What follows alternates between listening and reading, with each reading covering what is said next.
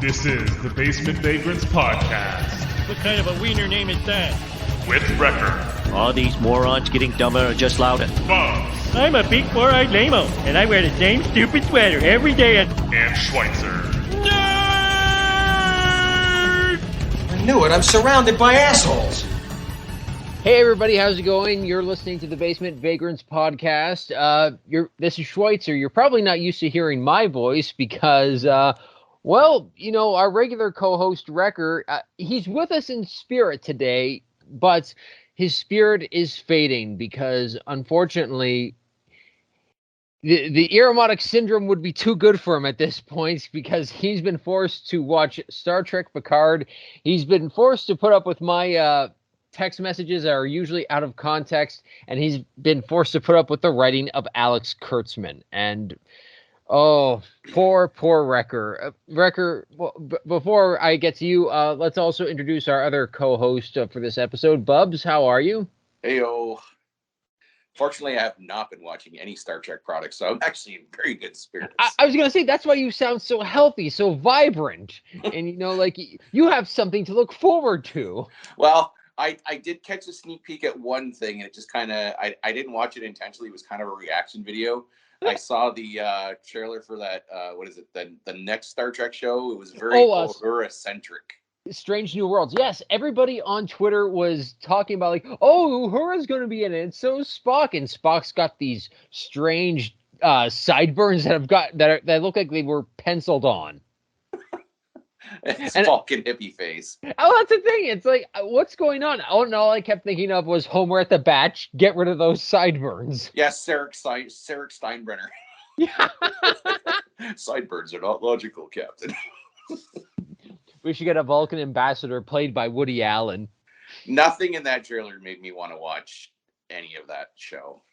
I haven't even watched the trailer. I just thought that it was, hey, we released some still images from the production. I didn't realize that there had been a trailer. Oh God, I'm not even going to watch that.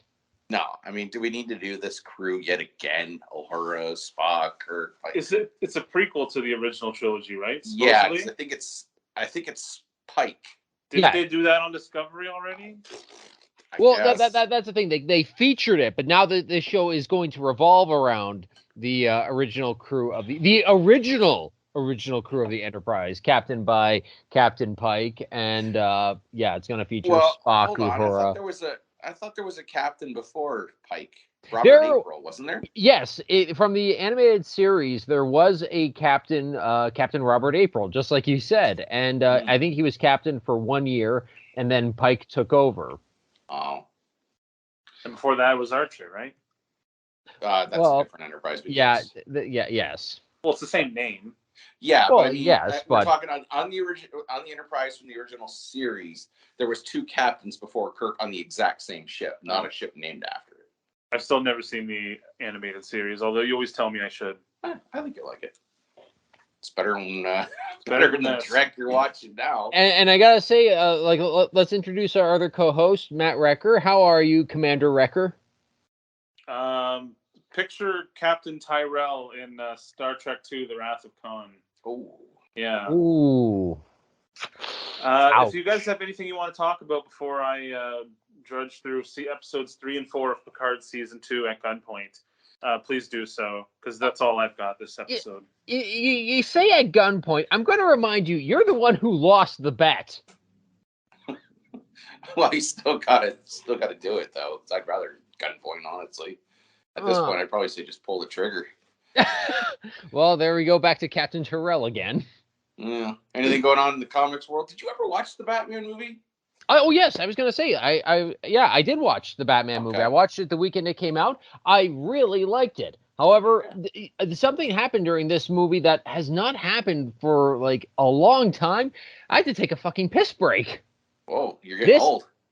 Maybe my enlarged prostate is acting up again, but this movie is long. It is over 3 hours. Oh my God. Yeah, no. Trust me, the Batman needs the editor. But for the most part, Robert Pattinson did a very good job as Batman. There's a lot of stuff, elements from the comics that I recognize. It's like, okay, this whole thing about the Penguin owning a nightclub, that's actually from the comics. Like, I've actually met some of the people who got the special thanks credit in at the end of the movie. So, yeah, no. It is very cool. I thought that Zoe Kravitz did a good job as Catwoman. Freaking Colin Farrell, totally unrecognizable as the Penguin. I swear to God, like, and he did a very good job. There's a really cool car chase through. I think it's on the Gotham Highway. It's a lot of fun. It's just it's too long. There needs to be some trimming. So a couple questions I got about the movie. One, was the Penguin just like a normal dude, or did they do like the whole "I'm a mutant baby raised by penguin" thing again? No. It's more like he's just a normal human with a larger than average nose, and they just call him the Penguin because that's just like a mob name basically. Like that's Ozzy the Penguin. But at one scene, in one scene he is actually tied up and he starts to walk away and he's waddling to bed. It's like little tongue in cheek, like a penguin. Fair. Yeah, it's fair. Like he's still, like I said, it's a great performance by Colin Farrell, and the thing is, they're going to be giving him his own show on HBO Max now, apparently. I mean, you could have easily written in that he got shot in the leg during a job one time, and it makes him limp a little weird, causes him to waddle. That's why they call him the Penguin, because he's always wearing suits and he waddles a little bit. Maybe, I don't know. Yeah. But it still worked for the movie. It totally worked. Did they have to trudge through the origin story again? Not really. No. Like there is, I think there might have been a small, like there's just so much of the movie. That's the thing. It's like, oh my God. But I don't think they because the story of Batman is pretty well known. It's like they do touch upon like the impact that Thomas and Martha Wayne play in the history of Gotham is very important to this story. Yeah. But for the most part, like there is not like a 15-minute prologue where we see, once again, go to the opera and leave through a dark alley. And none of that. Yeah, I mean, if you don't know that part of his story by now, then go back and watch the 20 other versions that tell you that. Exactly. No. It's kind of like why I'm glad that they never did that with Spider-Man. It's just kind of like, okay, you know what? We know it at this point. So is this going to be its own self-contained universe then? Are they going to incorporate anything from the Justice League timeline? Are they going to incorporate the Joker movie version of Joker into this? Or is this something that's the thing. Unique? They without, do you mind if I give a little bit of spoilers? No, go for it. The Joker does show up. He has a brief cameo appearance, but I was just like, no, I don't want to see the Joker. What I like about this is that we've got villains who, we're getting different takes on them. And it's like, the thing is, we've had so many different takes on the Joker within the past, 15 years. Heath Ledger, Joaquin Phoenix, Jared Leto. It's just like, can we stop with the Joker? Batman has got arguably one of the best rogues gallery in all of comics. And, I like the fact that, okay, the Riddler in this movie is very different from any version we've ever seen before. It's not Jim Carrey. It's not Frank Gorshin. It's something completely different. I like that we were exploring more of the crime family elements, like the Falcone or the Maloney family. So then would you go back to the well again with somebody like Two-Face or Mr. Freeze, try to make them more serious, maybe go the Poison Ivy route, or do you want to even deep dive even something a little further? Like they've never done the Mad Hatter in the movie yet. You know what? I was just thinking about the Mad Hatter because he was in a story that I gave to a friend's kid. But yeah, do something that's kind of like, hey, didn't expect that, because you got to remember, well, when they first announced that Heath Ledger was going to be the Joker, everybody was like, "Oh, you got the gay cowboy to do it? That's stupid." And even when they showed the first shot of his makeup, everybody thought this is going to be, so stupid. Like, this is going to be the worst Joker. And yet he gave arguably one of the most iconic performances of the decade with that performance. So yeah, give me something different. Here's something you could do: the Man Bat, Kurt Langstrom. Yeah. You know, like Yeah. you know, like there is so much you can do, and this is something that you don't see that I don't think you saw a lot of in the Nolan movies. You see Batman interacting among the people of Gotham. Mhm. Like he is still kind of an urban legend in this movie, but you know, for the most part, you know, you barely saw Batman talk to the police in the Nolan movies. But here, like, he's actually walking in crime scenes.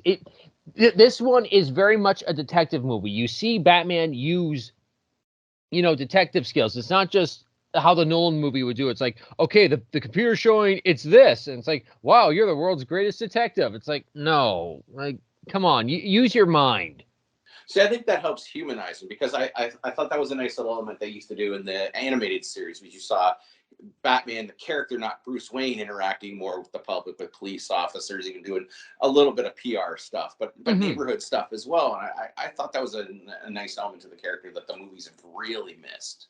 Yeah, no. This, like, even Pattinson's performance as Bruce Wayne is kind of like, all right, you know, this is very interesting. I thought that the look of him might, like, even my sister said his haircut is way too freaking emo, but for the most part, no, I thought good job. Like, there's not a lot I can find to fault the movie for, except for its runtime. It's just, I found, okay, you know, there are some little bits that you could trim here and there, and there were certain points. It's like, okay, this is the end.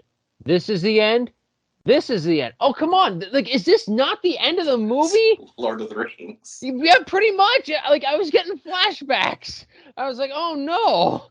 Like, but no, really enjoyed it. I don't know. Personally, I do not want to see this version of Batman cross over with other elements from DC movies, because quite frankly, DC has no plan for their movies other than make a movie and hopefully make some money that Marvel will be jealous of. That's not going to happen.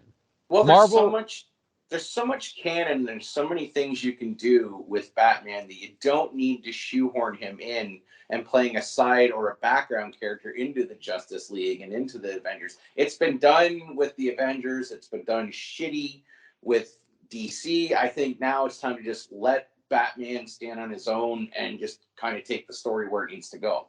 exactly. I mean, Or hell, just do it episodic in the movies. It doesn't have to be everything from the previous movie has to relate to the next movie. Just let it be episodes of Batman. You know, kind of basically like how the animated series was. You didn't need to watch every episode. Like, you could just put one episode on at random, and very rarely did it tie into a previous episode. Sure, there were a few, but it wasn't like you're like, well, I'm completely lost. I have no idea what the hell they're talking about. Mm-hmm.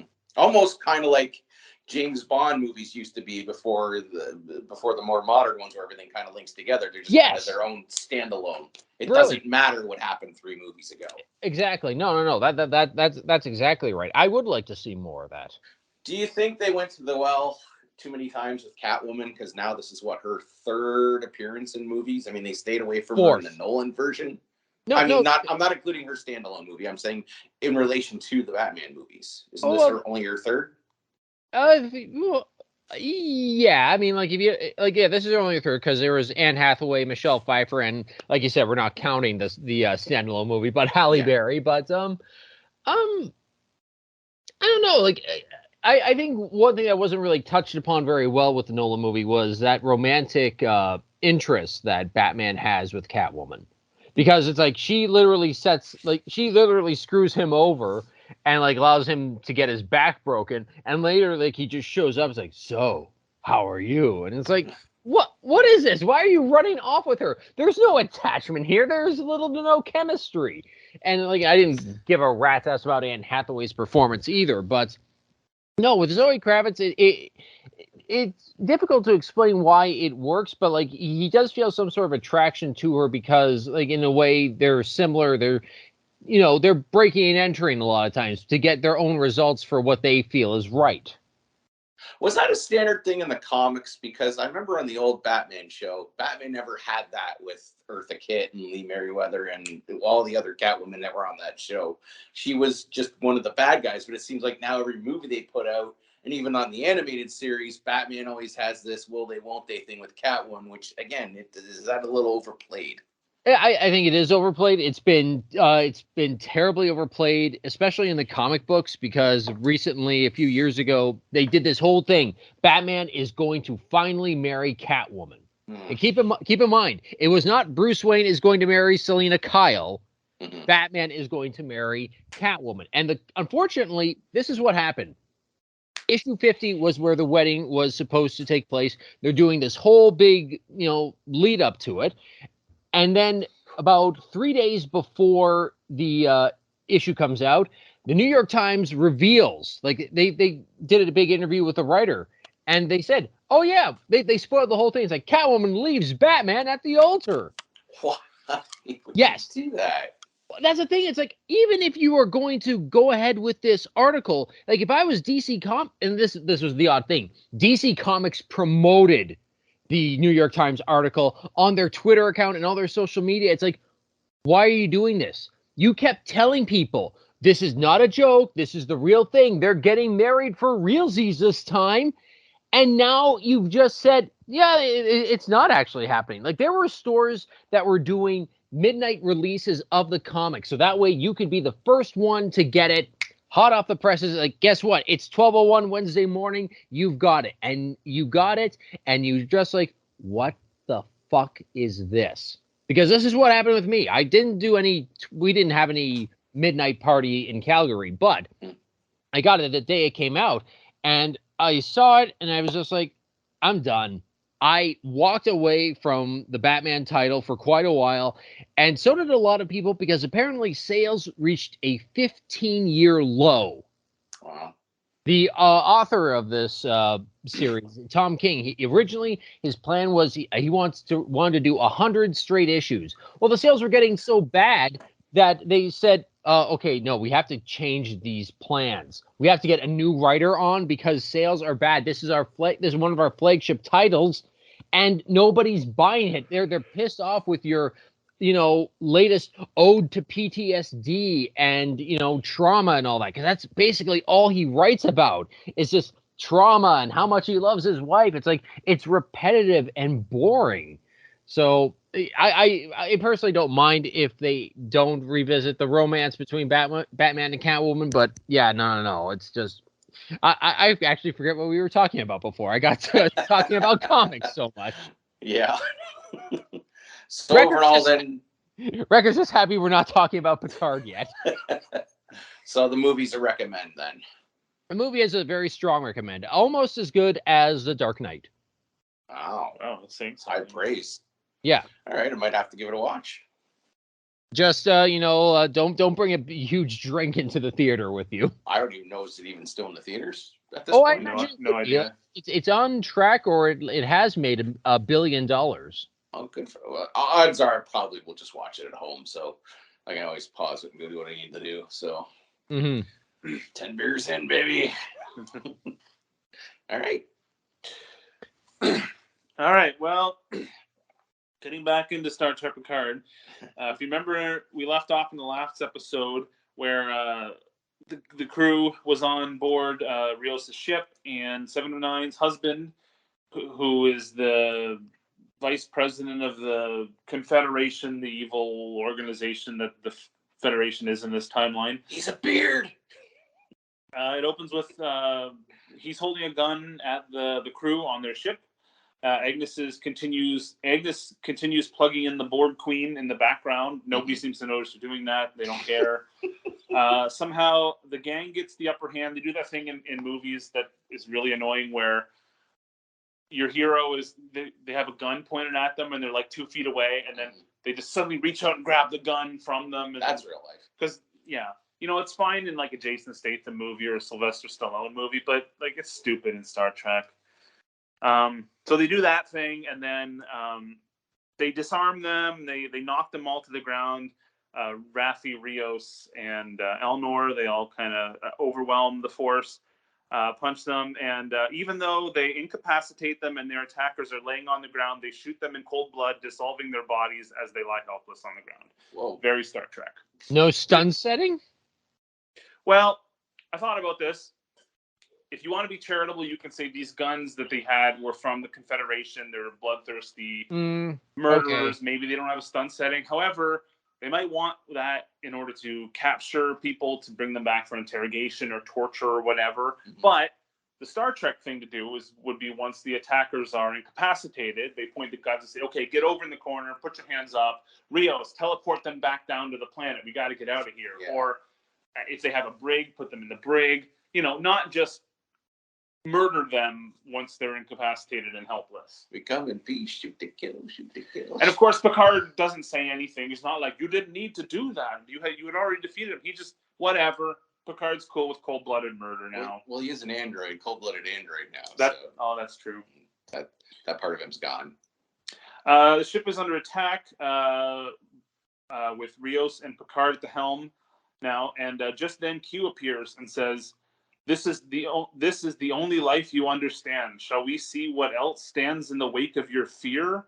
Throughout these episodes, Q just comes in to spout this, like I said, it's like faux deep dialogue. Like, it sounds weighty and meaningful, but it means absolutely nothing. Mm. This is the only life you understand. Like, he's talking to Picard. Like, why does Picard understand shoot, kill, murder? I don't get it. We shall see what else stands in the wake of your fear. What the fuck does that even mean? At this point in his life, shouldn't he just be afraid of falling and dying? I know, right? Bowel obstruction? If he could slip in the shower, and that's the end of the distinguished career of Jean-Luc Picard. Food he can't chew? Yeah, I don't know. At this point, Q sounds like a pissed off Magic 8-Ball. He is very angry through the series, and at the end of the 4th episode, I'll mention something where it's pretty much confirmed that he's either dying or he's sick. He's losing his powers and he's kind of going insane. But again, I note this in my notes. This is not Picard. He did not do this. This is a timeline of Q's creation. Yeah. So the fact that he's saying, like, this is what stands in the wake of your fear, Picard, none of this is because of Picard. It's all because of you, Q. And if he's saying this because he's insane, well, having characters be insane is the most boring excuse to have characters not act like their characters. Mm-hmm. Like, oh, he's insane. Okay, so that's so boring. It's not Q. It's Mirror Universe Q. Q was fun when he was. Beard? He does actually. He has a goatee. Yeah, maybe that's a good. That's an interesting idea, but it's interesting, so that's not what's going to happen. Right. The ship rocks due to fire, and the immobilized Borg Queen falls over. In one of the most comical shot of the entire series so far. It's shot like a comedy show. Have you seen the clip? No. Oh, I just can picture it though. Well, she's like a torso hanging on like a rack, and just goes.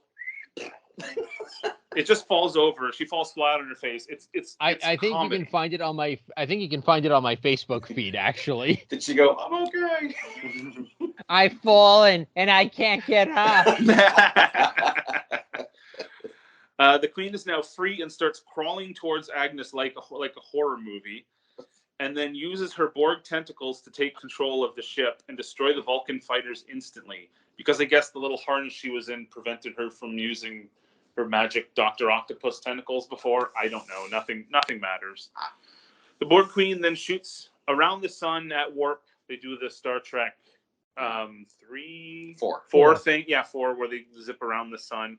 And now they did this in the earlier episode. Picard explained when Picard floated this theory of, well, we need to go back in time. We can use that. We can use the thing they did in Star Trek 4. And then Agnes, I think it was Agnes, says like, yeah, but they had Spock to do those calculations as fast as need to be done. We don't have that. Well, and then they're like, well, we've got the Queen. She can do it. It's like, okay, Spock is very smart. You have a ship, an onboard ship's computer from the 2400s. Mm-hmm. That's faster than Spock's brain. I'm sorry, Spock is smart. He can't do calculations faster than Data. Well, not only that, Spock has already done these calculations. Wouldn't he have entered this into the Enterprise computer or whatever computer that they had access to at some point in Spock's lifetime after Star Trek 4? That It would be on they would record. easily just be able to call up the calculations and go, bleep. Well, that's the But kind of. you also have to remember, it also depends that would have worked for a Constitution class ship, though, like the Enterprise was. You had to do the calculations for a bird of prey. So there are different variables you would have to enter for the size of your ship. It's, I'm willing to give some leeway. I can't believe I'm actually doing that, but I'm doing it. 100 years from now, Spock still would have probably logged that somewhere, and people would have been studying that and meticulously going over it and theorizing, how do we do it with this ship? How do we do it with that ship? It would have Adjustments compensated. have to be made. You have to suspend your disbelief because, once they found out you can do that, then everybody with a starship would be going back in time constantly. You have to play it in kayfabe, where it's like, it's like in season 3 of TNG when they find the Dyson sphere, and it's like the greatest technological accomplishment of all time. But they just forget about it after that episode. It's never mentioned again. Yeah. You just kind of have to go with it, because really, when they found the Dyson sphere, that would have probably started an intergalactic war of factions trying to take control of it, because that's like that's an infinite power source. Yeah. That's the most sought after thing in the galaxy. But now just forget about it. So you got to brush it aside. All right. But no, it's stupid that their ship can't do those calculations faster than the Borg fleet. Absolutely. That's dumb. But that's their excuse. So they go back in time. Okay. After they go back in time, Picard asks if they made it to the right time, and Agnes says the chronometer's shot, and says that she has to use contextual clues to find out if they got back to the right time. And she looks at the scanners over Earth, and she's like, well, the atmosphere containment grid isn't there, and the pollution rates is only at 85%. So I guess we're here. So I guess that's the exact date in 2024 is the only time those atmospheric conditions were exactly like that. Yeah. Well, even in Star Trek 4, when they finally do that slingshot around the sun, Spock says, they get to Earth, and Spock says, judging by the pollution content of the atmosphere, I believe we've arrived at the latter half of the 20th century. Yeah, they basically do that. But basically, but also couldn't they just use the scanners to scan radio signals? Just pick up the radio signals and just be like, all right, run it through the computer. What is the freaking date? This may be making stuff up in my mind, but don't they, in order to tell the age of the universe, don't they scan background radiation in subspace or something like that? There's a way to figure out what time you're in by scanning things. But yeah, she just looks at the atmospheric readings, and even though this is in that example that Schweitzer said, Spock says we're at the latter half of the 20th century or whatever. In this show, they have to get to a specific date. Yes. I'll spoil it. It's April 15th, 2024. So they have to be incredibly precise. But Agnes is like, yeah, it looks right. That's the level of the attention to detail this show has. Yeah. So the ship violently crash lands on Earth in a forest, knocking trees down, but everyone is fine, including the 180-year-old Picard. It's just fine. They crash land their ship on a planet. No big deal. Walk it off. Yeah. Inertial dampeners, blah, blah, blah. Yeah. In the back of the ship, Raffi is freaking out about Elnor dying because they had such a deep relationship off screen that we didn't see. So we can see the connection between those two characters. The Borg Queen is now comatose, and Picard says the time warp drained her of her power. What power? The Borg Queen was there to make calculations fast and accurate enough for a time jump. They didn't use her as a battery. It's also, why did it drain her of her power? Why not the rest of the ship? Why not the ship? I know. Why not the tricorders or the phasers? Any of the other instruments that have their own independent power sources, why aren't they drained of their power? They were essentially using her as a super calculator, but the writers think she's a video game character, and she just used her ultimate ability, and now it's on cooldown. Yeah. It's so stupid. Reload. She's drained of her power. What power? What are you talking about? Oh, we'll get into that. Trust me.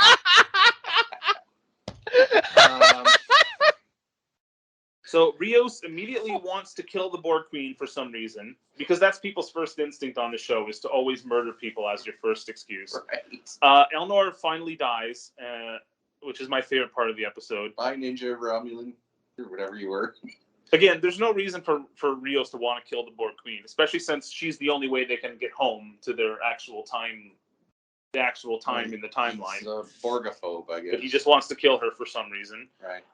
And then we have to suffer through Raffi like spazzing out in grief while this like really obnoxious pan flute music is playing in the background, because they're really trying to for us to get the audience to feel sympathy for her and for Elnor's death, even though Raffi is the most unlikable, shallow, mean-spirited, cruel, and annoying character in all of Star Trek history. And we saw nothing showing that those two had a bond other than saying something happened off screen. We literally did not get one scene in this series so far showing those two bonding. Mm-hmm. Like, there's not one scene where they have like a bonding moment. It's just, there's one line that Picard says she held his hand through the academy. That's all we get of their relationship. That's terrible in my opinion. You're not in my opinion, in a lot of people's opinions. You're not showing us why we have to care.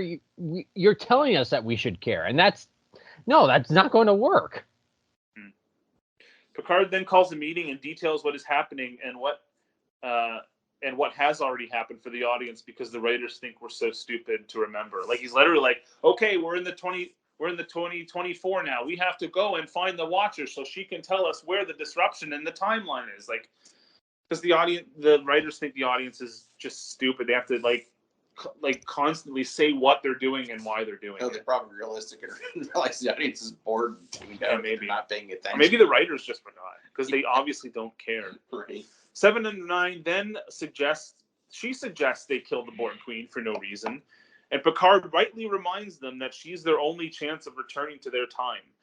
This is, I don't want to say I like this scene, because I didn't like any scenes in this episode, but this is the one scene where Picard actually acts like a voice of reason. Wow. Like, when Rios and 7 of 9, like, they want to kill the Queen, he's like, no, we need her to get back home. And I'm like, yes, thank you for being the voice of reason for once. In most scenes in this show, he's just kind of walking around in the background or standing there looking confused while other people do stuff, because he never has anything to do in this show that only Picard that they need Picard to do. He never negotiates anything. He never used his leadership experience. He sometimes tells people to go do stuff, but he never has to use any skills that he learned. He never has to use his piloting skills or his technological skills. He's usually just standing around. So at least in this scene, he's acting like a voice of reason. So 7 and 9, Picard then reminds them that they need. Raffi then also wants to kill the Borg Queen, even though because the Borg Queen killed Elnor. Even though the Borg Queen is not responsible for this situation and is not responsible for the death of Elnor, because he was shot by 7 of 9's husband and his goons. So immediately, but I guess you could say Raffi is being illogical or irrational in this scene. Raffi says, we chose the Borg Queen over Elnor, but they didn't. She says that, but it's literally not true. Yeah. Raffi then berates. That's another thing Picard does in this show. He stands around while other characters disrespect and berate him. That happens a lot. He's an old white man. He's supposed to do that now. Of course. Yeah. Even though the real Picard, that we know from the show, wouldn't take that shit. No. He would stand up for himself and say, "You're being out of line. You can't speak to me that way." I know he's not a captain anymore, but he's still fucking Admiral Picard. Yeah. But and it's usually from Raffi. He stands there and looks sad while Raffi calls him names and says, "This is all your fault." And it's he's not Picard. I mean, we know that. He doesn't act like Picard. Yeah. Raffi berates Picard for screwing around with people's lives and blames him for the situation. And Picard reminds her that this was Q's doing. Again, he's acting like the voice of reason and saying the right thing. Finally, he reminds her, I didn't do this. This is Q, which is right. But she's so irrational and emotional that she doesn't care. Raffi makes a lot of baseless assumptions about who the Watcher is and how to find them, saying that they're an interdimensional being, which is a complete guess. They have no reason to believe they're an interdimensional being. Right. She just says that.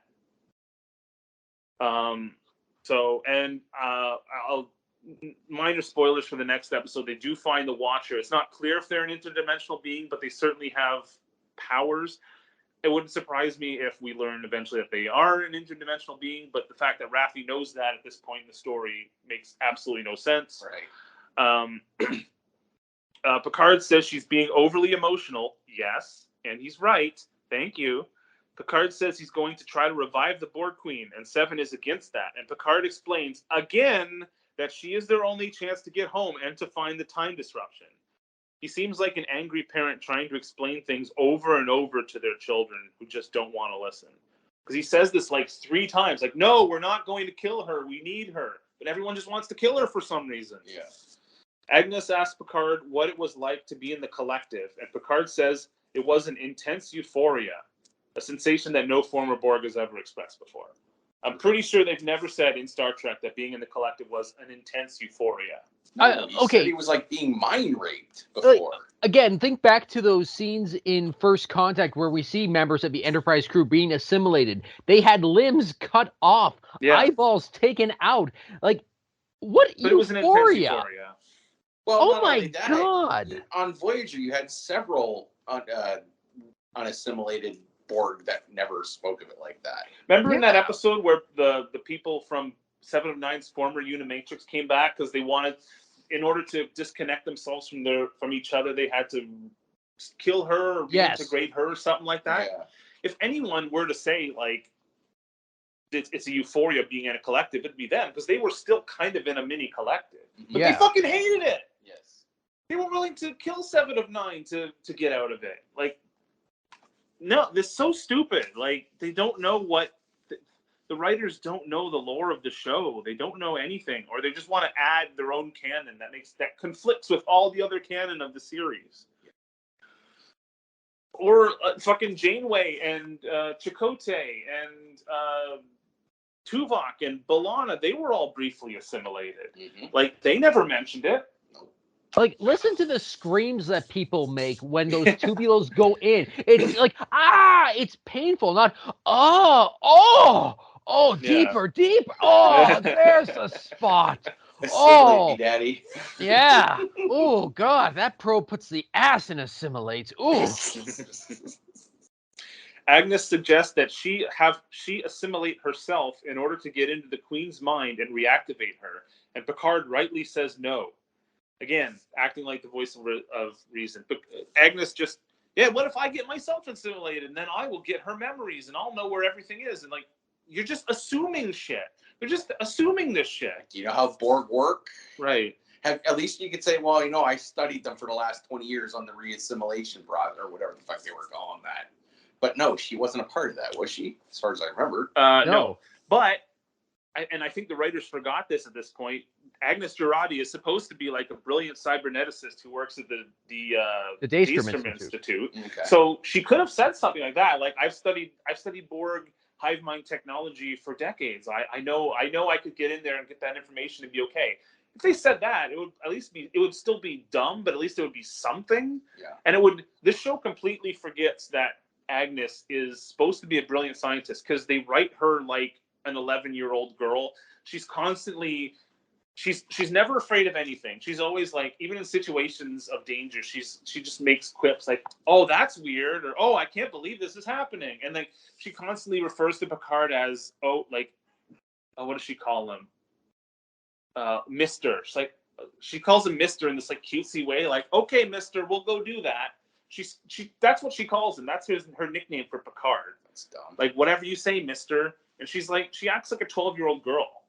So her character from season 1 is completely forgotten. She's just mild, annoying comic relief in this, mostly, and she never does anything to suggest that she's a brilliant scientist. The rest of the group try to find out where to go, and Raffi suggests some industrial tower because it's the highest point in the city, because their advanced tricorders in the 25th century work better from great height. What? Yeah, They're tricorders, not cell reception. right. But they need to go to the top of this industrial tower because it's the highest point in the city.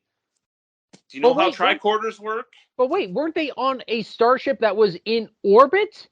Yeah. Well, you could say tricorders don't work on a planet from orbit. But what about like starship sensors? It's like, oh my god. They have some throwaway line where the ship is in like reconstruction mode because it was damaged from the time jump and the sensors aren't working because the ship is like repairing itself. So they have some throwaway line to suggest why they can't use the ship sensors. On any planet where they landed and had to use tricorders, ever having to get to a higher spot on the planet for the tricorder to work? Yeah, they would use tricorders as like, Commander, we're 500 meters underground in these caverns. Good, keep open comm links. It's like there was never like, good I'm getting bad tricorder reception. Geez, we should have upgraded to the sprint tricorders. Yeah, that's a good point. Yeah, it makes me no now.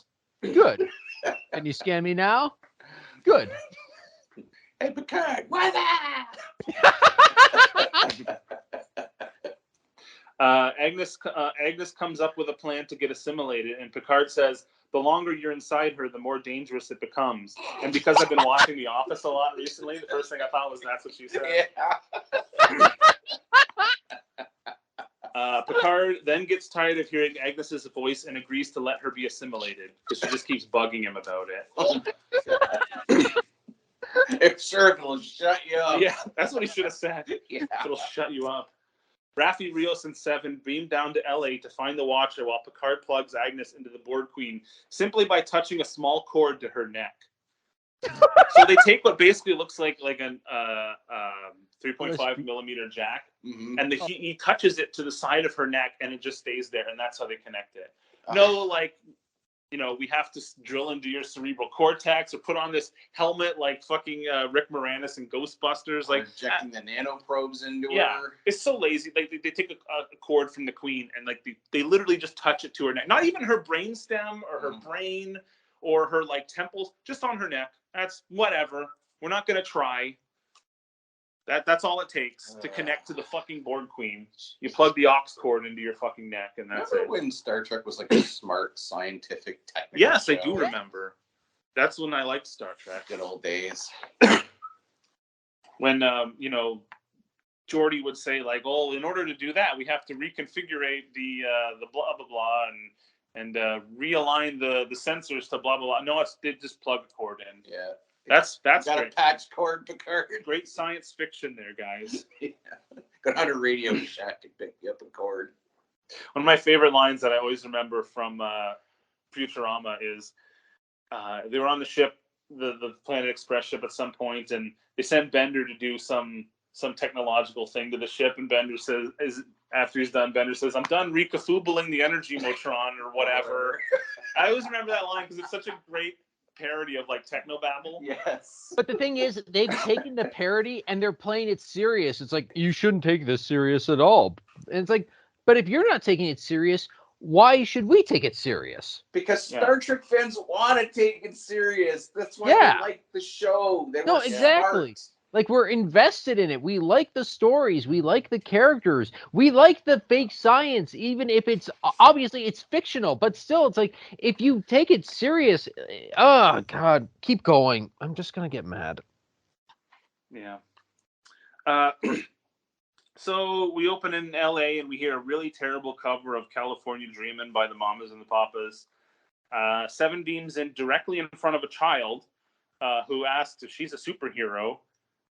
They can't calculate, a desolate area with no people to beam in. I mean, I guess in Star Trek 4, they land the ship right in the middle of Central Park, which is pretty stupid. It was cloaked. But people could still walk into it. And it wasn't Central Park. That's in New York. They were in San Francisco. Duh. Whatever. I don't care. But the point is, 7 of 9 beams down to the planet right in front of a child. Rios beams in 10 feet above the street and falls and hit his head. Because apparently the targeting sensors, safety fail safes on transporters, they just don't exist anymore. they're so incompetent. He beams in like 10 feet above the ground, falls and hits his head. This I wrote down, the simple act of beaming is fucked up by these clowns. They've turned beaming into a Three Stooges routine. But we'll see why they did this to Rios in a minute. Someone finds Rios, and I guess we'll find out now. Someone finds Rios and brings him to a hospital. Raffi walks around a homeless encampment and someone attempts to mug her at gunpoint, but because she's a strong female character, she takes him out with one punch, and there's absolutely no threat. Well, she was a junkie, knew how to deal with drug dealers. So. True. Yeah. Seven joins her, and they wag their finger at the year 2024 and moralize about how terrible this time is. And that's gonna be the first instance of the running theme of, wow, isn't modern day terrible? There's pollution and violence and homelessness. These people are awful. I mean, they kind of used to make backhanded comments like that in Star Trek, like, we've evolved past this, and thank God we have. But they wouldn't beat you over the head with it. No, and whenever they did that, there was always it never felt like they were completely judging humanity as a whole, and it was always kind of hopeful. Like when yes. during the Bell riots, when they went back to the Bell riots, I remember it was Dr. Bashir saying during this time, poor people were rounded up in these districts with bad health care, whatever. But eventually, this guy named Gabriel Bell would rise up and rally people, and humanity would start to turn itself around and become better. And there's always a sense of that. In this, it's just everything sucks all the time. Humanity is garbage, and there's no hope, and these people are horrible. That's all it ever is. They never once do they say I'm so glad that humanity turns itself around at some point. It's always just these people suck. They're horrible. They're killing the environment. Yeah, it was always like humanity learned from their mistakes. We're evolving. We've evolved past this. Yeah, they're not children anymore. But every time they went back in time to modern day, whether it be in the original series with City on the Edge of Forever, or the Bell riots, or that 2-part Voyager episode where they meet Sarah Silverman, it never feels like they're just shitting on the current time. Yeah.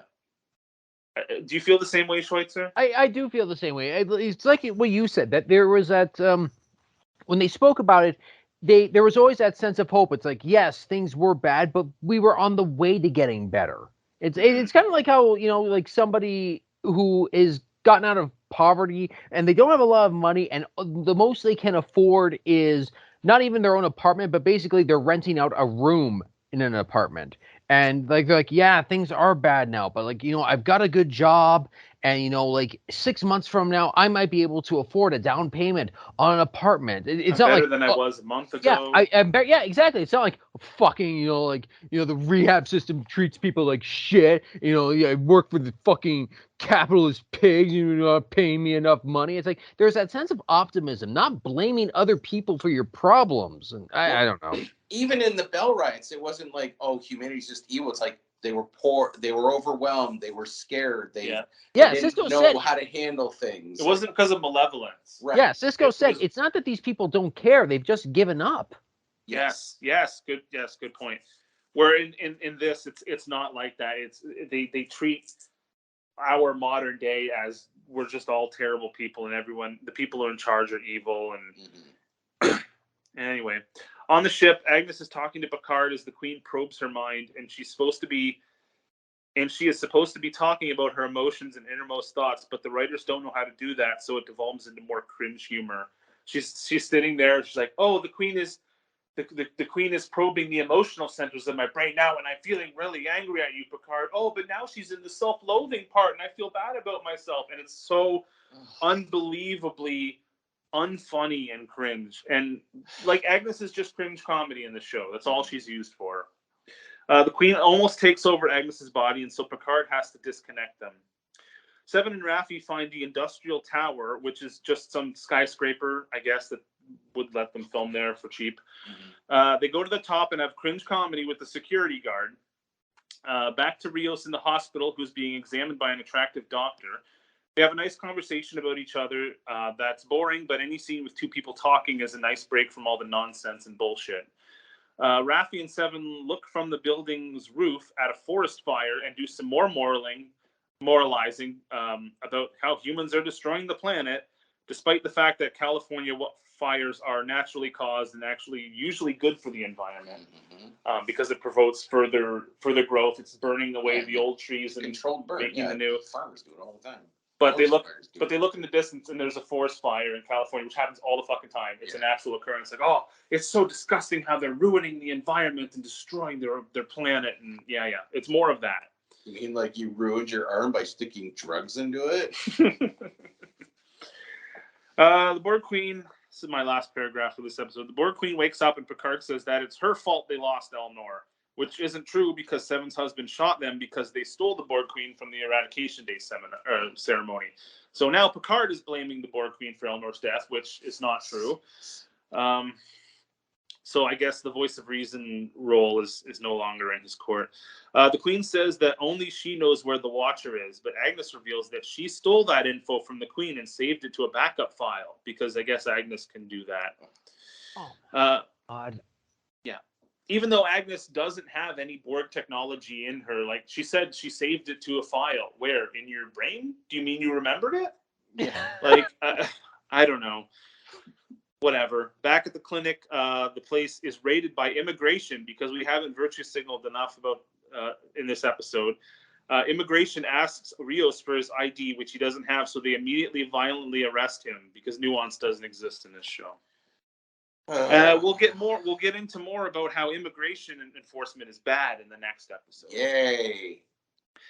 So I tried to go through that as fast as I can because this next episode there's even more notes, because this next episode, not only is it the worst episode of Picard by far, it's maybe the worst written piece of fiction I've ever seen in my entire life. Whoa. And just to put in some context, I just casually looked up the IMDb user ratings for all the episodes of Picard. Almost every episode in the season 1 is like 7.2, 7.5 up to like the low 8s. That blows my mind. For some reason, I don't know, probably bots. Yeah. Probably Paramount hired bots to do it. I don't know. But anyway, and even the first 3 episodes of this season have like, I think they're like 7.2, 7.4. This episode was rated at 4.9. So even the people who like this show didn't like this episode. Yeah. See, we got that positivity. Yes, they were still making Picard, but eventually they made an episode that even the bots couldn't give a high rating to. See, we were on the way to getting better. We're not assimilating this shit. Yeah. Okay, episode 4. Picard is on the ship, which is still in the woods somewhere, and Picard is trying to call Rios. Seven and Raffi come to the clinic looking for him, where an intern tells them Rios was arrested by those assholes from ICE, the immigration enforcement, whatever. Picard is still looking for Rios and says, let's just hope that he's not. He says it like this, let's just hope that he's not. And then pauses, and then Agnes finishes the sentence and says, dead? And Picard says, thank you for that, doctor, sarcastically. Like, what else were you trying to say? Like, that's what you were going to say. Right. What were you going to say? Wait, do they not have comm badges they can lock onto? And we'll get into that. Okay. We'll get into that. Trust me. So yeah, Agnes is cold. Agnes is cold because there's another throwaway line where it's like, because the ship is still in repair mode, the environmental controls are broken or whatever. So Agnes is cold, and Picard, even though there's like no breath coming out of it because they, it costs money to do CGI breath, and God forbid they make it cold on a sound stage so that characters can be cold. But whatever. Wait, aren't they in California? Yeah. Don't think about it. They're cold. No, Northern California in the mountain regions, it can get fairly cold. Okay, fair enough. I don't know if they're in the mountain regions. They're kind of in a little forested area. Okay. But yeah, it's true. It can get cold in California. Picard suggests they go outside and make a fire, but Agnes says that would allow people to find them. And then Picard says, turns out these Confederate ships are equipped with upgrades, computer, engaged cloaking device. So the ship arrived in the afternoon, in the daytime, and it's now the dead of night. So they've been there for at least 5 or 6 hours, and he's just cloaking the ship now because it's convenient for the script to do so now. Right. That's like, Oh, I don't Maybe get cloak the ship before you crash land. It's like if you get hit by a sneak attack and then like 8 hours later, it's like after the attack's done, it's like, oh my god, what happened? Red alert! It's like, what's the point? Or ships chasing him at impulse for like 3 days, and they're like, "Oh yeah, we have warp drive." Click.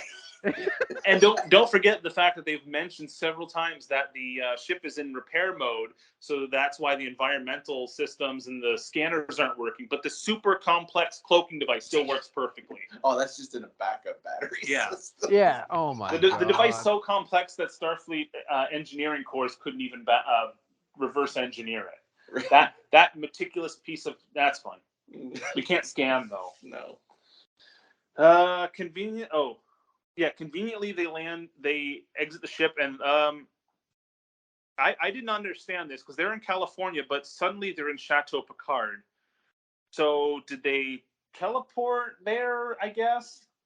I don't know, but suddenly they're outside in Chateau Picard, which maybe the writers forgot that's actually in France, Right. and not in California. I don't know, but they're there. Chances are they probably like, well, Picard owns a vineyard, and all the great vineyards are in California. I've never been outside of these states. Yeah, exactly.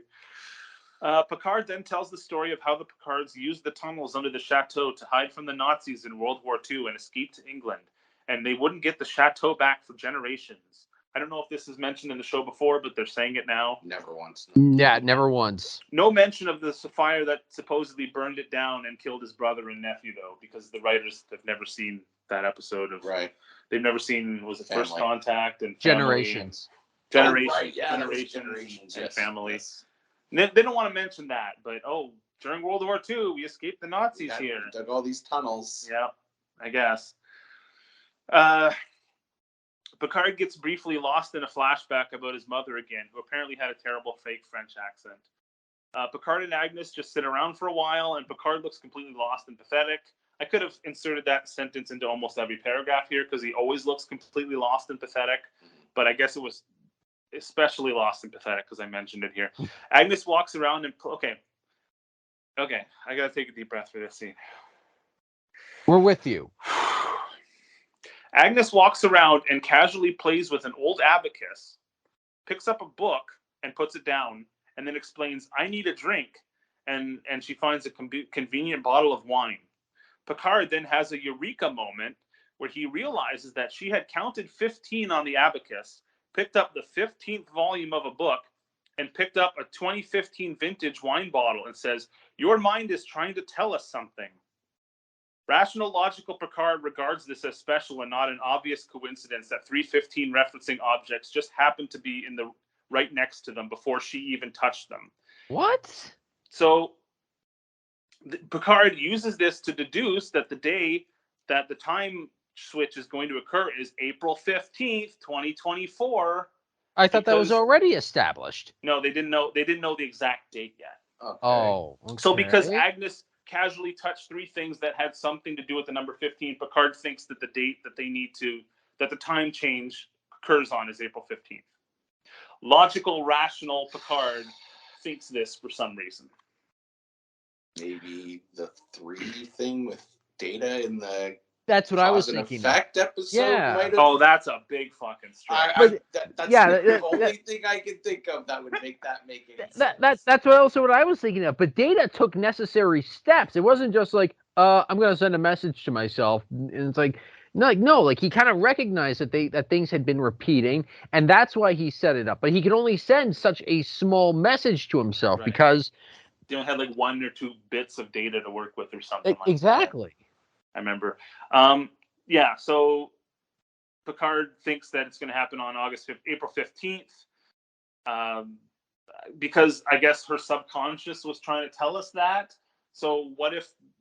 But the fact that the 15th volume of the book and the 2015 bottle of wine just happened to be there, how convenient to the plot. How much is he paying attention to her? Like, is he like eye humping her? Like, who notices that? I don't know. Detail and a bottle of wine, or her fucking around on an abacus, or grabbing a book. Because the script.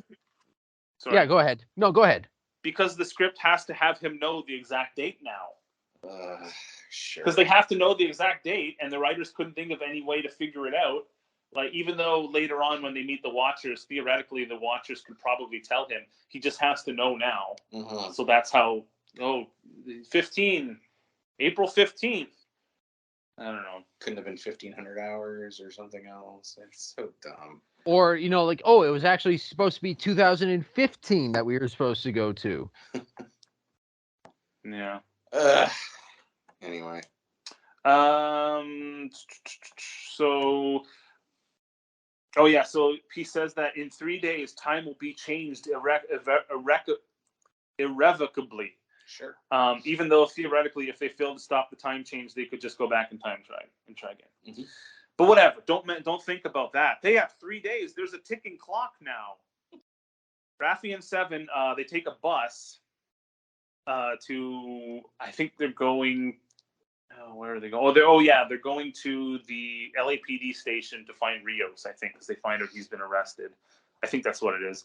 And then there's this over-the-top punk stereotype playing his boombox really loud, like in Star Trek 4. Are you serious? They ripped that scene off? Oh, Bob's, they didn't just rip it off. They got the same actor from Star Trek 4. Oh, really? That is the same guy. He is playing music that basically says, "Oh, I still hate you." It's like, oh my God. It's just like, I didn't even get that. oh God, no. The thing is, so that's why he looked old and way too old to be a punk rocker on a bus with a boombox. Right. Keep in mind, it's 2024. No one uses boomboxes anymore. Right. But remember Star Trek 4? And the thing is, what kind of so-called punk rocker is going to be like, "Oh, you're asking me to turn my music down"? Absolutely, ladies. I'm so sorry. Yeah, that's the big Ryan Johnson subversion of expectations. Yeah. 7 of 9 says, "Can you turn that noise down?" And he does, and he goes, "Oh, yes, I'm sorry." Because he learned his lesson, even though learning your lesson means you wouldn't be on a bus with a loud boombox in the first place. I'm surprised. Yes. Yeah. I'm surprised 7 of 9 asked him to turn it down, didn't immediately murder him. Well, that's what I thought. Honestly, when I saw that clip, I thought, okay, he's playing the music. 7 of 9 is just, she's not even going to go ask. She is going to take it, smash it, and when he starts to get up, she's going to punch him. I was like, no, that didn't happen. So there, you finally got one over on me.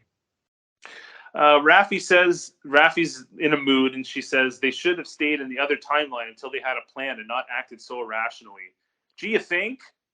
A little late for that now. Wait. I wonder if this is Raffi commenting or the writers. Yeah. Picard and Agnes are on the ship and remind the audience that they need to find the Watcher. They say it again. Picard says that they need Agnes. Picard says, "We need you, Agnes." And Agnes says, "Why?" In a self-defeatist way. And for once, I agree with her. The Queen remarks that Agnes is cruel for some reason. She asks why, and the Queen replies that it's because of how she took advantage of her.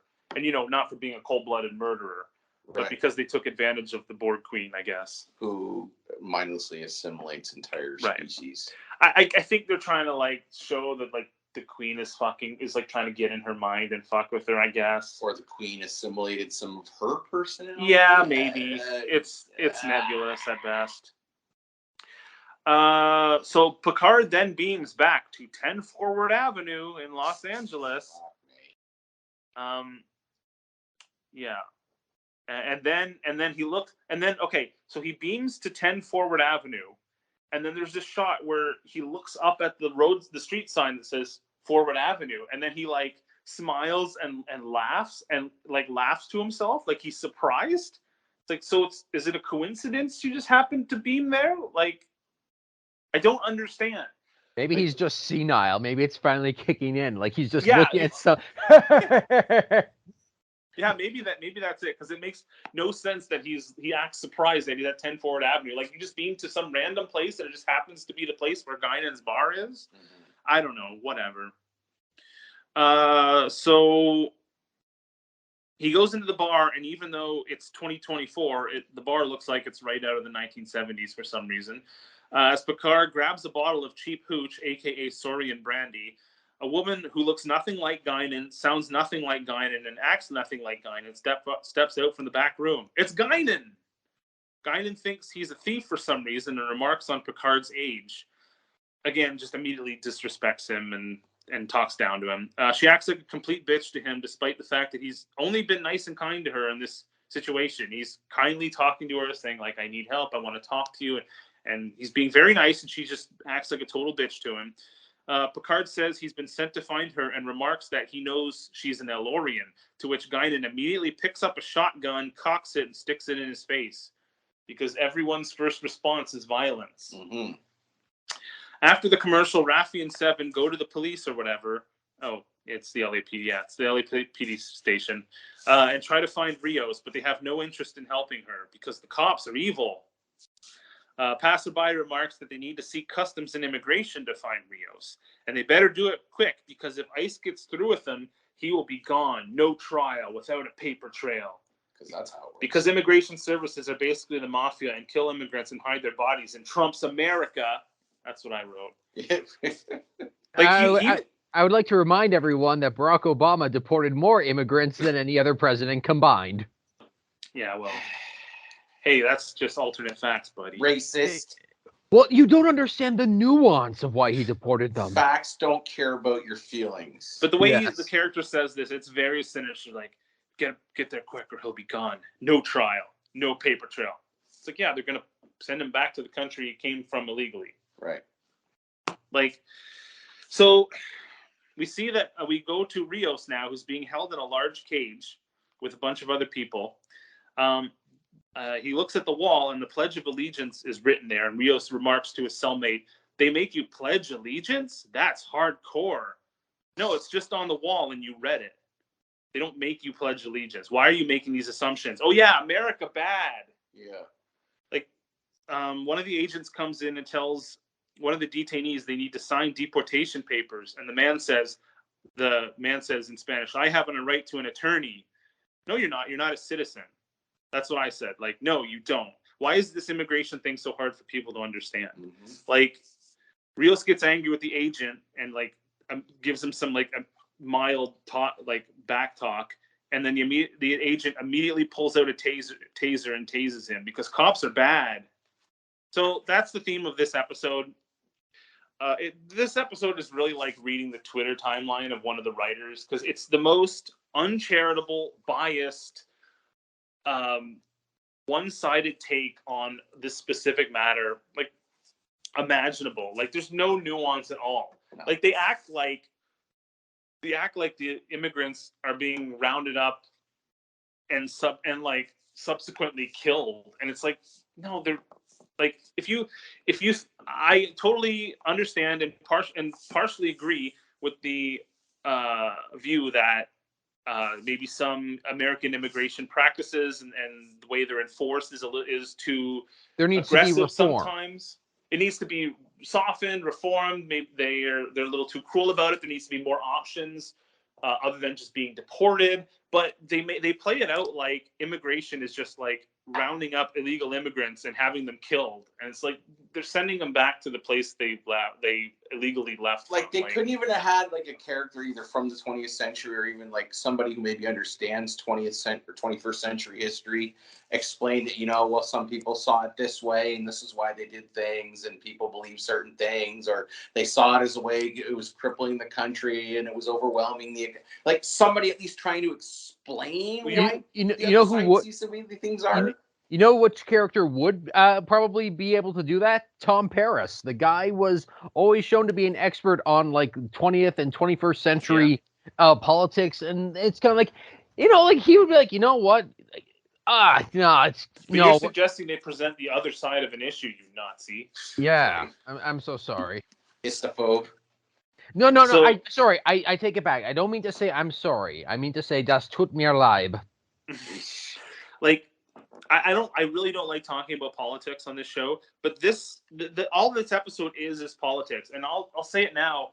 This is not a piece of fiction written to entertain or to tell a story or to explore issues. And I don't like using this word because I think it's overused these days, but this is propaganda. This episode is full-blown propaganda. It's showing you exactly what the writers think about several political issues: immigration, racism, as we'll see soon, global warming. It's their opinion. There's no nuance. They don't present any other ideas. This is bad, and you need to think this is bad. It's literally propaganda. Yeah. It's so one-sided. It's pure There's propaganda. no balance. There's no other view. It's our way or the highway. The female doctor that Rios met before is there, and she was arrested too, I guess. I guess you can work as a doctor in America without being a citizen? Or a green card. Or, she ran a clinic, Yeah. but apparently she's an illegal immigrant. Okay, whatever. Unless it was like an unregistered free clinic? Unless they're trying to say that... Oh, and you know what? I think earlier when they were getting arrested, she does make some remark about she does have papers or she does have ID or whatever. So maybe they're just trying to say, like, they're just rounding up all Hispanics and sending them off. I don't know. Because I think now that I think about it, she had a line saying, like, I do have papers, but she was in the middle of treating a patient. She's like, get out of here. But I think she mentioned she is a citizen, but she was arrested anyway because ICE bad. Even though ICE never has ever done that in the history of even our existence. Somebody has to call and report, in which case they do a full, thorough investigation before they deport somebody, or they'll pull you over for a crime and ask to see your ID, in which case, if you don't have an American ID, they want you to show that proof of that you're allowed to be in the country. No, they're just evil, racist people who will arrest anyone with slightly dark skin. That's the narrative. Yeah.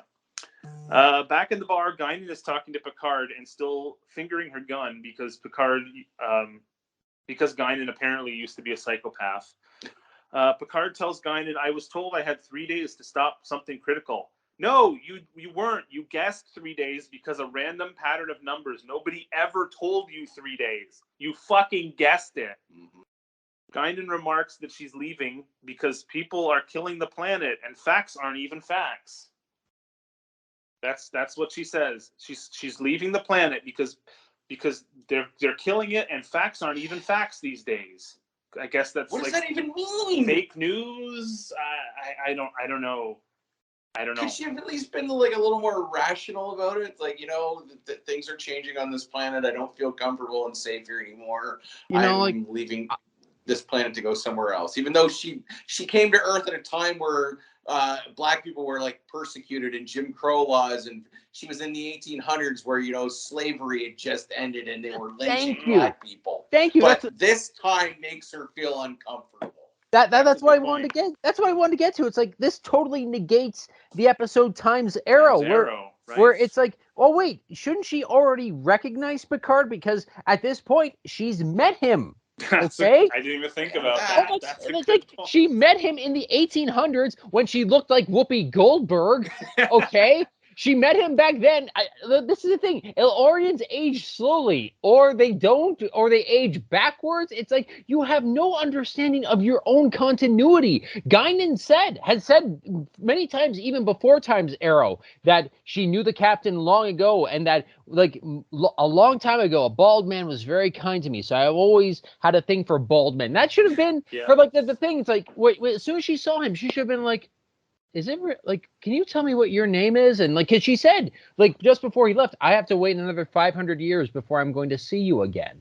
And she also said something about their bond goes beyond explanation, beyond belief. Like there was no way to explain the bond she had with him. Yes. She always implicitly trusted him and vice versa, no matter what. And it's like going back to what you said, Bubs. When we see her in Times Arrow, she is in like, I can't remember I think it was San Francisco, maybe. It was San Francisco. But it's like, this is San Francisco in the 1800s, okay? Slavery is coming, all right? Like we are going to be dealing with, Europe, like the genocide in Europe, the Rwandan genocide. Like we're going to be seeing unfathomable wars. So many people killed, Jim Crow, civil rights. But it's like, no, 2024 San Francisco is the worst that she's ever seen. Yeah, well, it's so horrible there. Well, no, of course it's San Francisco, but it's like, it's just like, what are you doing? I'm sorry. Like I've been listening to what you've been saying. I have gone to the IMDb page for this episode. The reviews are, oh my God, a lot of them basically 3 out of 10, 4 out of 10, possibly the worst episode yet from a writing perspective. Mm-hmm. And this is something else I noticed. The number of reviews for each episode, the number of ratings is going down.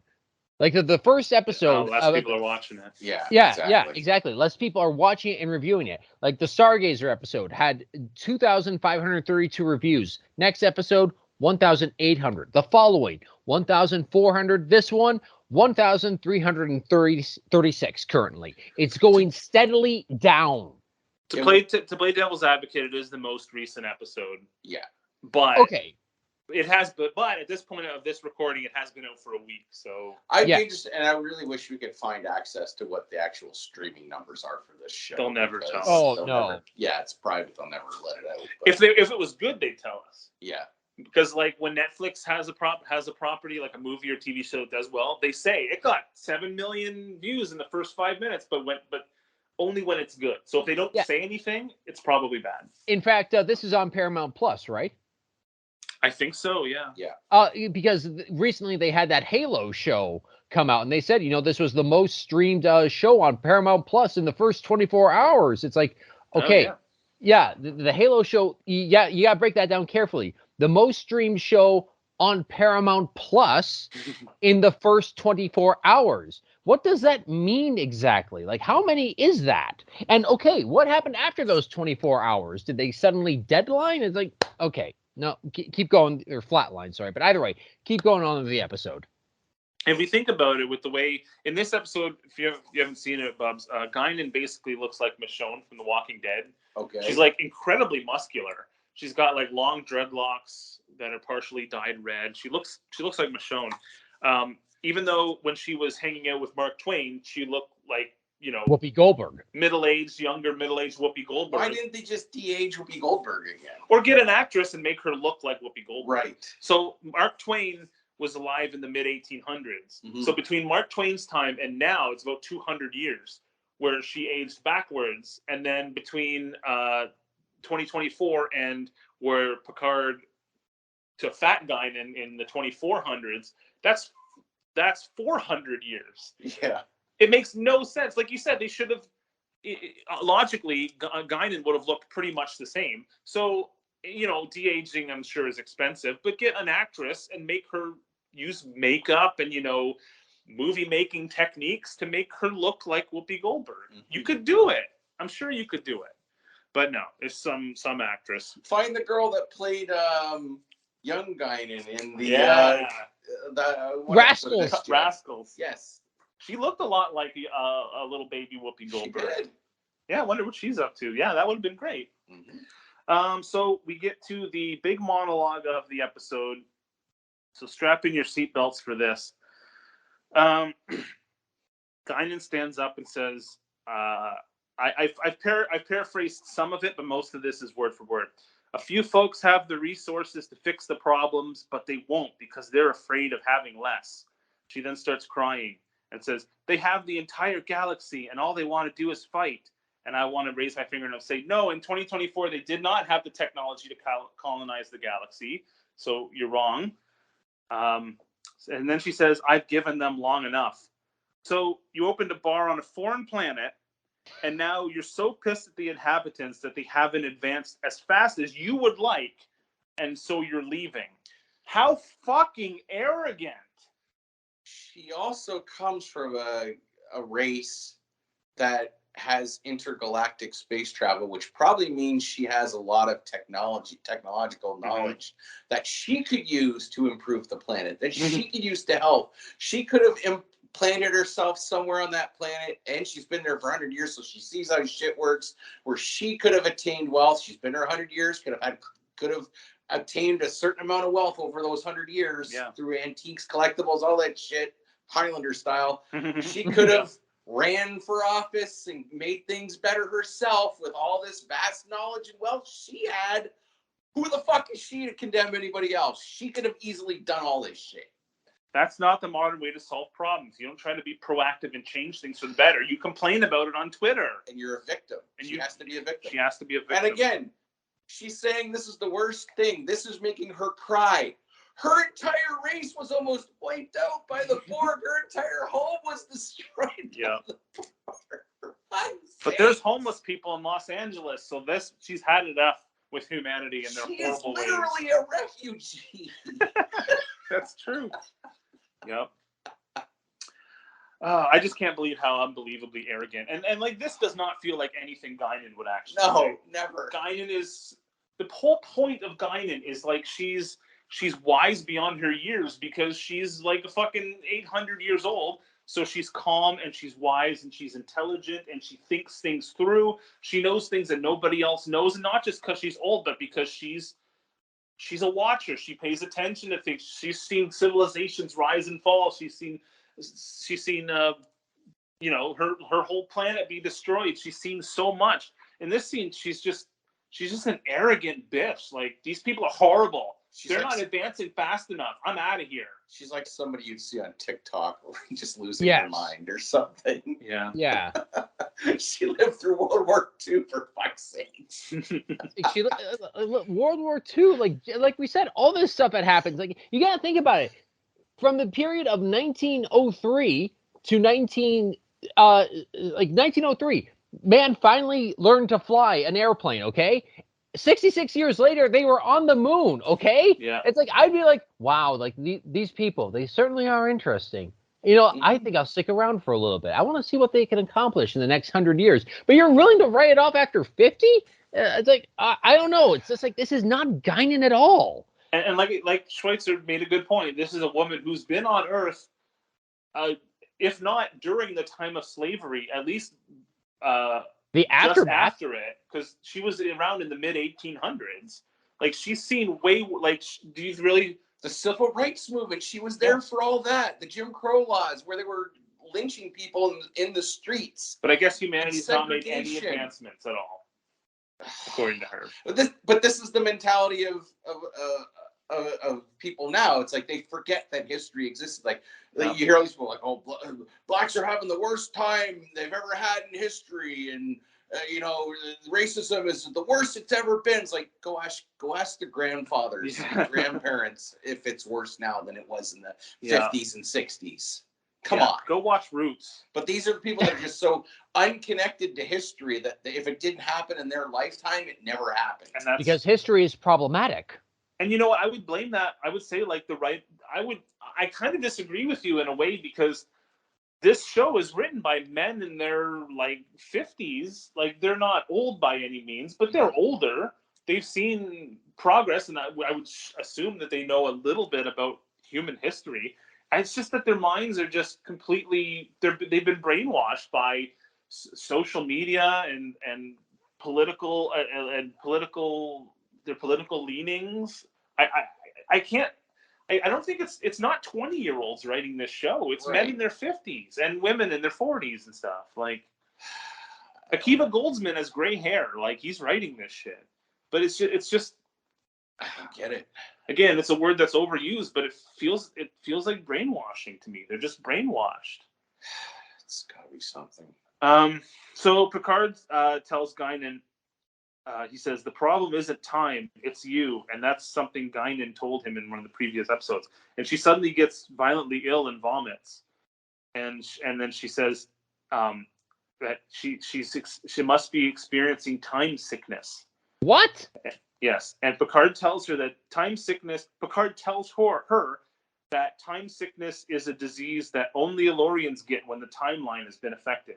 Why Picard would need to tell an Elorian this makes no sense, but he's basically just telling the audience. How does Picard know this? Yeah, because he knows Elorians better than Elorians do, apparently. And I'm sorry, does anybody remember the episode Yesterday's Enterprise? The moment that the Enterprise C came through that anomaly, and Guinan like turns and like she's clearing the tables, but then she realizes, no, something's not right. And then she projectile vomits on the... Yes, exactly. Yeah, no, exactly. Yeah. So then she should have been like, when Picard showed up, she should have been like, something's not right here. Something's wrong. What's happening? You know, I felt this. No, this is what she should have said. She said, you're what? She said, that's why. Now I know why I've been feeling so strange. It's you. Right. Yeah, there you go. Yeah, she's been sick for, a couple days now.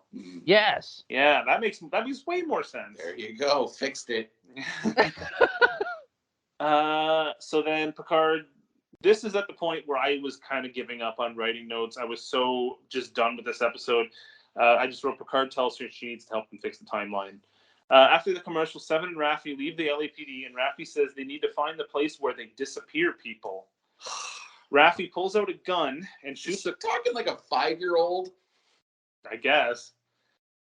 We're still on this narrative that ICE just disappears people instead disappears people. A 5-year-old talks like that. Raffi pulls out a gun and shoots a cop car window with the attempting to steal it. There's no alarm when they do this, by the way. Right. She then uses her magic tricorder to access their computer because it can just do that. Wait. How can it do that? If I was going to have to write it. Computer to find out where the fuck Rios is. Well, that's what she does. Well, but how could she do that? Does she have to write elevation to use her tricorder? But if she didn't, why did she have to go to the police station and talk to the police then if she could have just did that in the first place? Well, if they knew how tricorders work, she could have just scanned for his comm badge. Right. Well, that was my point. That's the whole thing. I'm wondering this whole time, like, can they not just... Because even they were able to find out where Chekhov was by just scanning for him, for his communicator. To be fair... I thought they actually did that by having Uhura scan, like, medical frequencies, like, for ambulances and stuff like that. Okay. To be fair, I just remembered Rio did lose his comm badge when he was arrested by ICE. But so he didn't have it on him. Can they still not somehow, I mean, this is even further in the future, track his DNA somehow? Maybe he has his life stray tachyons on yeah, him. I was going to say something. I was going to say scan for some, like, look for chronometric particle readings, something like that. Yeah, there you go. Technobabble. Yeah, the thing we used to have in Star Trek. To explain plot holes. Wait a minute. MacGuffin, so we can tell humans they're bad. Oh God, this is painful. This is making my brain and my balls hurt. She used her tricorder to access the computer. She then tries to call the ship with her comm badge, but it doesn't work. And Seven says, "I think we've established that communicators don't go very far in this century." What? No. What? Why? Why? Comm badges can call ships from the surface on foreign planets. Mm-hmm. Why did they not work very well in this century? For plot convenience. Didn't they work just fine in the First Contact when they were on the planet and called the Enterprise? For God's sakes, they work from down in a miso silo where there was radiation and shit. They can call on the comm badge to the ship in orbit. Yeah, that's right. Because Data said, like, there's radiation from the damaged throttle assembly. In Star Trek 4, they were constantly calling each other on the communicators. They were doing it while they were on board a naval vessel. Or how about the fact that in Voyager, when they went back in time to Los Angeles, Tuvok called Voyager from orbit from Los Angeles, where they are now. Yes, and that was further back in time. That was 1996. Were everywhere. Yup. Yeah. Oh my God. God damn it. Okay, so right after, if you think that's stupid, right after Seven says, "I think we've established communicators don't go far in this century," Agnes then responds from the ship. So I guess they do work. It just took an extra second. There's a delay. Sunspots. Yeah. Oh so my why God. did Seven even say that? Oh my God, I'm almost expecting Agnes to be like, "Oh, don't worry, Seven. I got a better connection with my new T-Mobile sidekick." It's like Raffi says, Agnes, come in. "Oh, honey, comm badges don't work." This is Agnes. Yeah. Like, why? I'm surprised they didn't do some product placement and have these iPhones instead of the communicator. You know, Jerry, I think Jerry Ryan did used to date the guy from Sprint who was in those commercials with the trench coat. And then they have to use this little app that's shaped like the fucking Starfleet logo to yes! each other. Oh my God, this might be the stupidest show I've ever watched, and I'm not really hearing about it. We're not even done yet. So, even though Raffi used her tricorder to scan the cop car computer to tell her where Customs and Immigrations is to find Rios. I think I know. Just let me guess. The information is password protected. No. Okay. No, but after she does that, Agnes then responds for the ship Agnes then responds and says she scanned the location and she tells them where Rios is. So why even have Raffi scan the thing? Oh, and I guess the scanners on the ship work now. Okay. Well, wait a minute. You did say that it was in repair mode. Yes. So I guess it repaired conveniently for the scene. yeah. So then couldn't they have just waited till the thing repaired instead of doing this whole... No, they got to do it right now. They only have 3 days. 3 days? That's tomorrow. So they get the coordinates of the detention facility, and then Seven starts the car and peels out of the parking lot because the cops just leave their car keys in their cars at all times. And she knows how to drive a 21st century vehicle. Well, that's the big comedy of the scene, you see. So Raffi says, "Oh, come on, you know how to pilot a starship, but you can't drive a car." And then Seven's like swerving all over the place and hitting things and going the wrong way on a highway. Even though, women drivers. Even though, an adult who's never driven a car, could probably drive a car. It would still take you some enough. time to figure it out. Yeah. But you wouldn't be swerving all over the place and hitting things and driving the wrong way on a highway. You might. I mean, learning sensitivity. My argument is, if you ever tried to use a 100-year-old piece of technology, it looks simple, but it's kind of hard to figure out sometimes. So I would just say she actually figured it out faster than she should have. It should have taken her some time to figure out how to drive that fucking car. I suppose. But I guess they don't even care the fact that they just stole a police car and they're driving the wrong way on the highway, and maybe the authorities are going to be after them for the, No, they're too busy rounding up immigrants. They have no time for this. White girl in trouble. But they are a lesbian couple, and one of them's black, so they should be beating them with the Ooh, drones. yes. Yeah. The fact, shouldn't there be like a detector, an alarm in the car as soon as a black person steps into it? It's gonna trigger an alarm. Warning: minority detected. Minority detected. Yeah, you're right, because they're all so evil and racist. Yeah. Raffi and Seven are arguing and fighting the whole time in the car, and it's at this point I remember they're supposed to be in a relationship, even though they have no chemistry, have nothing in common, and don't seem to like each other. No, we just saw them holding hands. That's basically the only way at the end of the last episode in the first season, that's the only way we even knew they were together. They're in love They were now. sitting holding it, even though there was nothing leading up to it the whole season. Yeah. So after the last commercial with Picard and Guinan again, Picard refuses to tell her his name because it might compromise her path as they embark on changing the timeline of the entire galaxy. Guinan then makes another remark about how horrible humanity is because of homelessness and stuff. And Picard says, the only line in the episode I like, Picard says, "Humankind will change. You must be patient."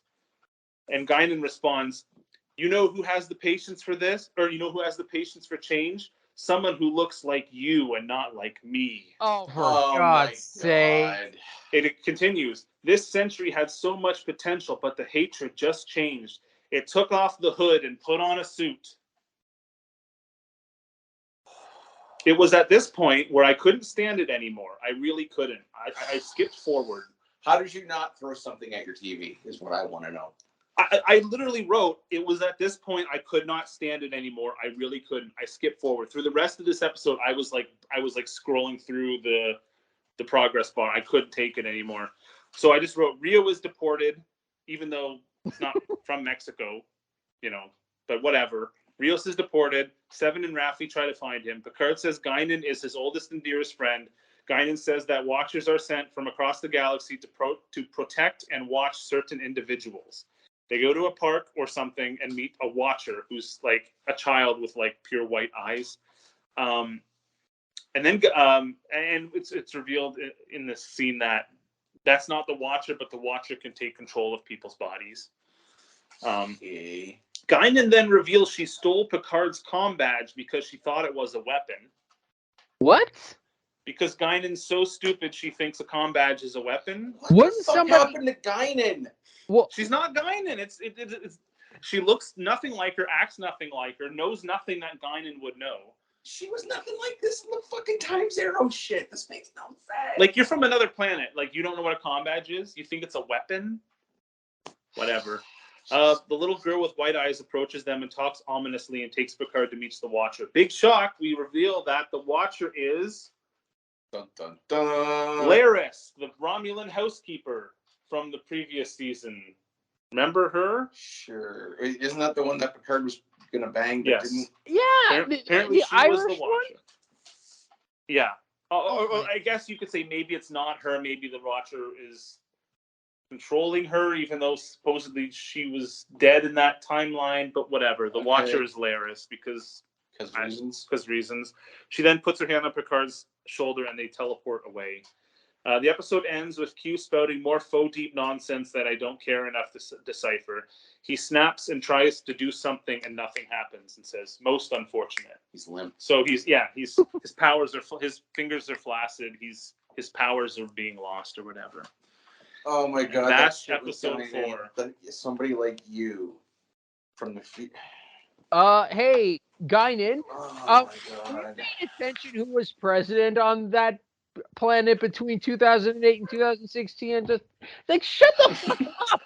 Also, and if we're gonna get political for a second, all these problems that they're remarking upon in Los Angeles, racism, all the rampant homelessness, the fires, the global warming, the pollution, all this horrible stuff. Los Angeles has had Democratic mayors for like the last 20 years. All these cities that are going through this have Democratic mayors and governors. And yeah, I think they've had Democratic governors ever since Arnold Schwarzenegger. And it's this is not me trying to say, the left is bad. I really don't have a political affiliation, but these are far left writers saying how horrible things are. It's like, these are your people running this city. This is your side. And Hollywood is right in the center of all this. That's where all the woke rich people are.